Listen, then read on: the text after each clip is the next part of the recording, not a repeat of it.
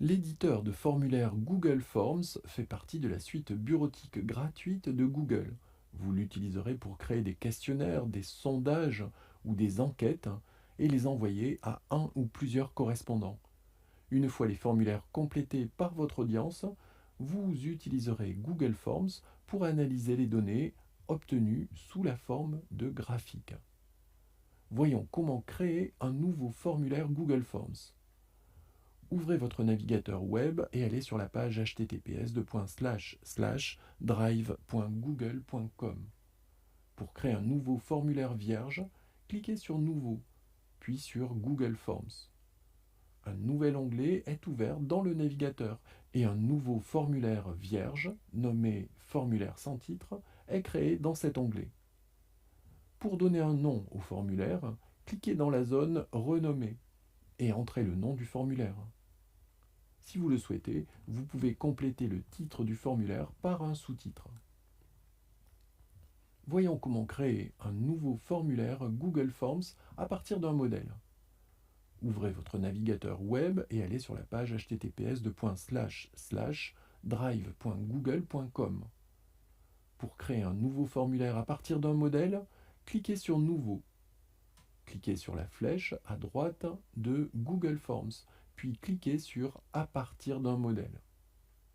Un nouvel onglet est ouvert dans le navigateur et plusieurs modèles vous sont proposés. Cliquez sur l'un d'entre eux pour créer un nouveau formulaire basé sur ce modèle.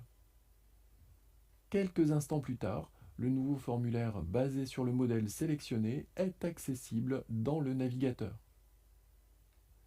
Pour terminer, voyons comment accéder à vos formulaires. Les formulaires que vous avez définis sont directement accessibles sur la page https://docs.google.com/forms. Pour ouvrir l'un d'entre eux, il suffit de cliquer sur la vignette correspondante. Google Forms vous permet d'insérer les éléments suivants dans un formulaire.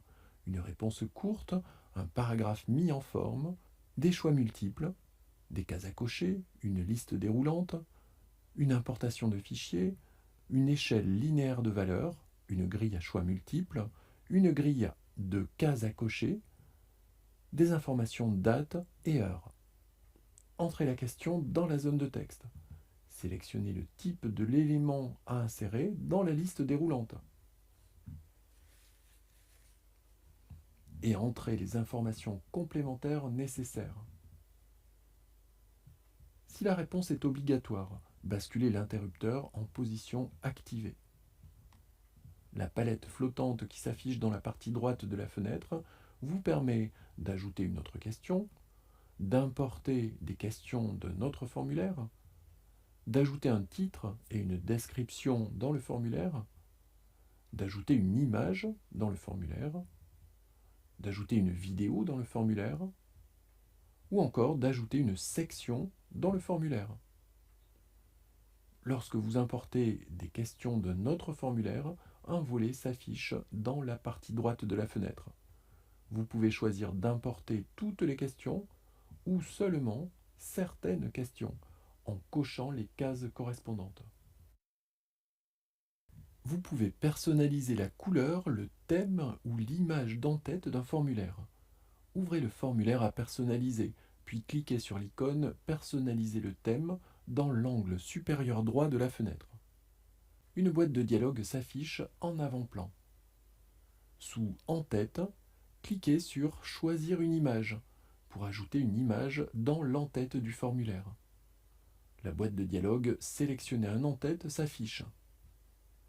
Faites votre choix dans les images proposées. Cliquez sur « Insérer », puis sur « Importer » pour ajouter l'image. Si aucune des images proposées ne vous convient, vous pouvez choisir une image dans les unités de masse de votre ordinateur en sélectionnant l'onglet « Importer » et en cliquant sur « Parcourir ». Vous pouvez également sélectionner une photo dans votre espace Google Photos en basculant sur l'onglet « Photos ». Enfin, vous pouvez choisir la couleur du thème et de l'arrière-plan, ou encore le style de la police utilisé dans le formulaire.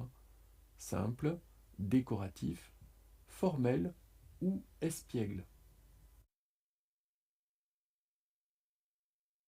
Une fois que le formulaire est finalisé, envoyez-le à vos destinataires en cliquant sur Envoyer dans l'angle supérieur droit de la fenêtre.